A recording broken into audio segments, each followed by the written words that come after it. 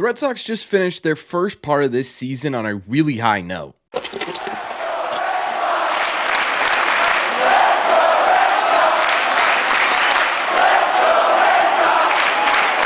What is going on, everybody? Welcome back to Red Seat Radio. My name is Corbin. The Boston Red Sox just took care of business against the Kansas City Royals this weekend, taking 2 out of 3 games from Kansas City in Boston. That officially puts their season record at a season-high 11 games above 500 at 53-42, which is good for the third wild card spot. Now, 2 games above Kansas City with this win, only 3.5 games away from the Yankees, and now the Red Sox are just 4.5 games back of this division. This was a big series for the Sox, and they absolutely delivered. So what we are going to do in today's video is we're going to break this down a little bit. We're going to talk about what went right for the Red Sox, what may have gone wrong for the Red Sox, and obviously how this series could impact the 2024 season. Thank you all very much for clicking on this one. Let's get into it. Usually we start these videos by talking about which part of this team performed better in this series, but honestly, it could go either way in this one, pitching or offense. So we're going to start with the offense, and of course that means we have to start by talking about Rafael Devers, who is scorching hot this month. He's absolutely crushing the baseballs in this series. He had a hit in all 3 games, including 2 home runs. One of them was just ridiculously hard hit. I think it was his hardest hit ball of the season. If I don't get that correct, I apologize. It might even be the most hard hit ball of a Red Sox player that went for a home run this year. He had another one that went off the wall. He also had 3 total RBIs. And take a look at this. Rafael Devers absolutely loves the month of July. Red Sox Stats put out a tweet going over his July statistics since the beginning of his career, and it is unbelievably impressive. This dude just flat out mashes in July. He's been mashing all season. We've been talking about him all season. Rafi is playing like a $300 million player right now, but one player who has sort of surprised all of us, especially me, in this series in particular, is Mr. Dom Smith, who had 5 RBIs in this series with a couple off of a home run, and he was all over the place offensively for this team. I gotta say, I'm starting to really like Dom Smith. I know he's had his struggles since being a Boston Red Sox. I know for a couple of times now I've said every time he's up at the plate, I just sit there and I wonder, man, what would Costas be doing in this situation? Obviously, that's still in the back of my head, but it's not as loud anymore. Dom is really sort of providing a service for this offense, and it's pretty impressive to see. And in this series, he was a big reason why they won this one. Jarren Duran did not slow down with the break coming up. He had 6 hits, including a 4-for-5 night in the last game with 2 doubles, which really should have been 1, but of course, Jarren Duran, being Jarren Duran, was able to turn a single into a double. I don't know how many more times we can talk about Jarren Duran and have something new to say. We essentially are saying how much we love him basically every video at this point, but what I will say is that this officially marks essentially the first half of the 2024 season. Obviously, it's not the direct middle of the season, but it's still a pretty big accomplishment for Jarren Duran to have played in every single game of the Red Sox first half. He did not take a day off this season. It's his goal to play every game this season, and he's over halfway there at this point, so extremely impressive stuff from Jarren Duran in this first half. Extremely impressive stuff in this series as well. David Hamilton had a 3-hit day in the finale, and it wasn't a ton of offensive production overall. 3 hits is obviously pretty important. In the series as a whole, he was fairly quiet, but I did want to include him on this highlight list because he made a whole lot of really great defensive catches in this series, a couple that really sort of saved the game in the finale here. And I gotta tell you, we've been saying it for a little bit now, but if David Hamilton only played second base, I think he'd be a really good above average defender at that position. He's very good at getting to the baseball. It's just either throwing or handling a baseball has been a problem. I will say, definitely still needs to work on that defense a little bit, but overall, again, defensively, he's looked really good, and he contributed to the offense in this one as well. Wilyer Abreu stayed hot in this one. Nothing crazy, but he did have 2 ground rule doubles. Like we said last series, going into the second half of the year,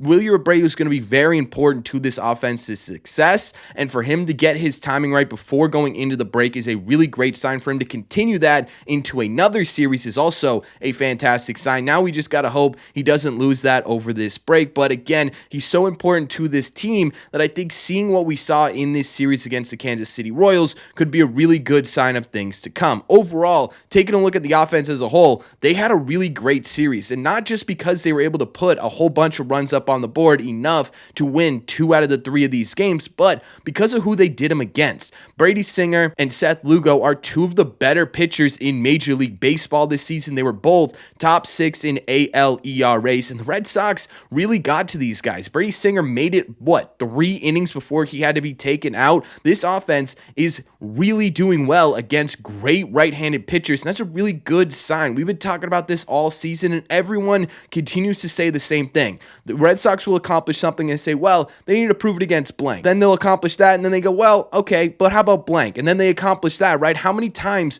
are we going to sit here and doubt this offense at this point? They are absolutely beating up on bad teams. They're competing and winning against really good teams, and they're doing it on the back of their offense, who's doing it against really solid competition. I absolutely loved what we saw with this Red Sox offense in this series. They stayed within themselves, and they rose to the occasion. This was a big series for this team, which we'll talk about at the end of this video, but in terms of the offense, they were able to really get it done. Now, I will say the one thing that stood out in this series offensively negatively is, again, their glaring need for a right-handed bat. They got absolutely diced up by Cole Reagans, a really solid lefty. They continue to do that against really any lefties. They don't need to be good or bad. They just get absolutely crushed against left-handed pitchers. But again, you take 2 out of 3 games, you get to 2 of the best pitchers in the sport. There's not a whole lot to complain about. However, the offense wasn't the only part of this series, so let's talk about the pitching as well. But before we get into that, do me a favor. Make sure you guys have hit that subscribe button if you haven't already. If you're new here, we talk Sox almost every single day. Also, make sure you guys have hit the like button on this video as well. It just helps out a ton,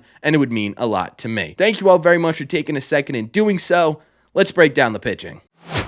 Honestly, the pitching was a whole lot like the hitting in this series, wherein for the most part it was fantastic, but it also really illuminated the biggest weakness the Boston Red Sox have. For example, in terms of starting pitching, Cooper Criswell made it abundantly clear the Red Sox really probably need another starter in this rotation. Now, Criswell did do his job in this series. It's not his fault. He went 6 full innings, but he did give up 5 runs during that time. Only 2 of them were earned, with 2 walks and a strikeout. It's nothing against Criswell. He's doing everything he's asked to do, but man, seeing Cooper Criswell versus Cole Reagans game on the schedule, it was almost immediately like, yeah, they're probably not making it out of this one alive. If they do, it'll probably be one of those miracle wins that they pulled off a couple of times this season. It just didn't look good going into that. Going forward, the Red Sox want to gain some really serious momentum.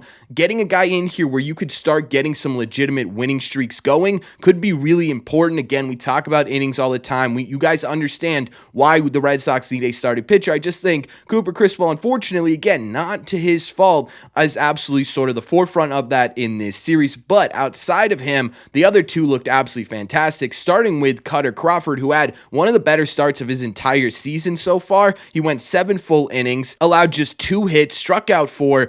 And he also threw 79% of his pitches for strikes, which is incredibly impressive. He had a tough stretch, but Kutter has been, I would say, just as good, if not better, than a lot of people asked him to be coming into the season. Going into the All-Star break, he has a 3.04 ERA with a 3.76 FIP and a 1.41 ERA plus, 41% more productive than the average pitcher in Major League Baseball. I don't know how much more we could ask for from Kutter Crawford. He had that fantastic start. He struggled a bit in the middle, and now he's starting to find himself again. And I think the biggest thing I want to say about Kutter is that he's been able to make these in-game adjustments and in-season adjustments really successfully, right? We saw him talk about and on the field realize that, hey, some of my stuff isn't playing as well as it did the beginning of the season. Him, Andrew Bailey, the coaching staff in general really worked together to figure out a way to get him back to being an effective pitcher, and it worked out really well. I really hope he utilizes this break to continue to build his confidence and pitch like this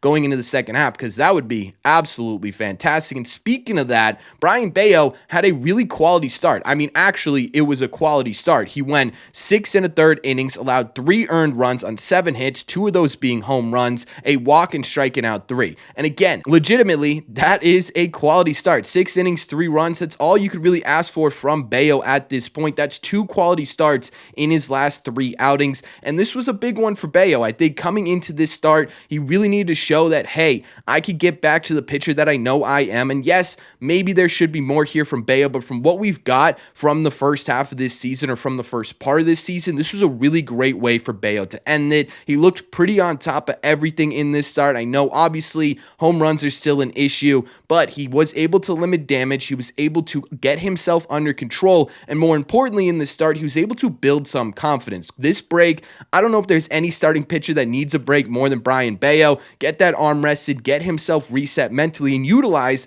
this start to really sort of bring himself back into the confident pitcher that we know and love. I'm really hoping that based on the last 3 starts that we've seen, and I know the stat line doesn't look good for the A's, but there were still positives to take out of that. We are starting to see a corner turned in Brayan Bello's starts, because again, we talk about it all the time. They really need him to be successful in this division. As for the bullpen, I would say it was pretty solid. There were only 2 players in this entire series that gave up an earned run. Kenley Jansen was one of those guys, but I gotta say, shout out to Kenley Jansen. This dude understood the gravity of trying to win this series and really cement themselves going into the All-Star break, and he said, "Coach, let me get these 6 outs," and he did, right? He struggled a bit in that 9th inning in the finale, but he was still able to get the job done at the end of the day, and I think that's a really impressive thing to see from Kenley. The other person I wanted to shout out was Zach Kelly, who looked great in this series in the Cutter Crawford start. Not allowing a run after a fantastic start from Cutter is really important, and with Chris Martin being shut down in the middle of this series, basically Alex Cora saying, hey,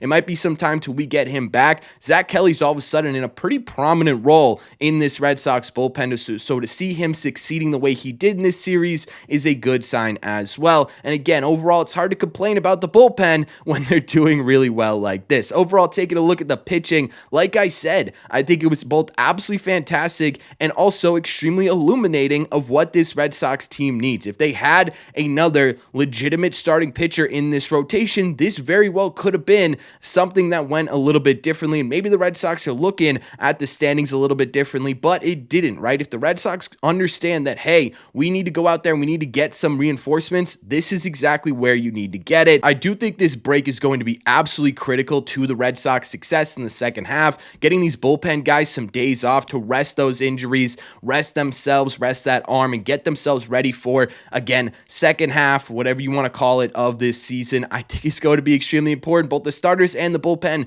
really need that, but overall, again, it's hard to complain about this pitching staff because, again, they came into a really, really critical series and they did their job well enough to get this team a win. Overall, taking a look at the series as a whole, it's hard to be mad about anything the Red Sox did anywhere on the field here. I think one big piece of this team that really was fantastic was the Red Sox defense. There were a lot of really big-time defensive plays in this one. There were obviously some miscues as well, but I think in general, they really helped themselves defensively win this series. I think that needs to be talked about a little bit, but this was a massive series for the Boston Red Sox. I think it's right up there with one of the most important series the Red Sox have played up until this point in the year. They had a real big opportunity here to separate themselves in the wild card standings. They also had the opportunity to prove, hey, we can beat these other teams that are competitive against us in this division or in this wild card race, and we are worth investing in. Had they lost this series, you're looking at a possible excuse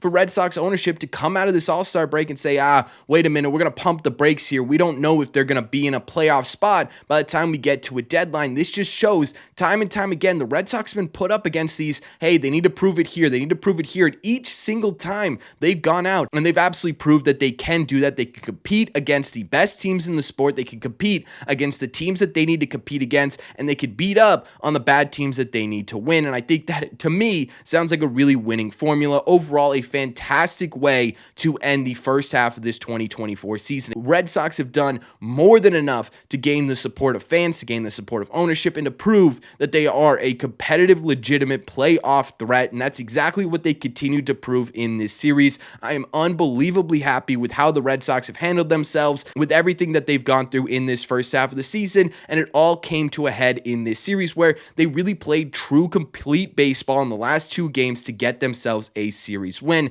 Now, the big thing they're going to have to keep doing is winning. They're going into a massive gauntlet coming out of the All-Star break, but we got some time before that and a whole lot of other things to talk about. So let me know in the comment section down below, before we get into the second half of the 2024 season, what do you think about this series? What do you think it means for the 2024 Red Sox? And what were your biggest takeaways from them beating the Kansas City Royals in a 3-game set? As always, if you made it to the end of this video, do me a favor. Make sure sure you guys have hit that subscribe button if you haven't already. If you're new here, we talk Sox almost every single day. Also, make sure you guys have hit the like button on this video as well. Just helps these videos out a ton, and it would mean a lot to me. Don't forget, you could always get your episodes on the go in podcast form as well on Spotify, Apple Podcasts, wherever you listen to podcasts. All you got to do is head over to your favorite podcasting app and look up Red Seat Radio. Thank you all very much for clicking on this one, and I will see you in the red seats.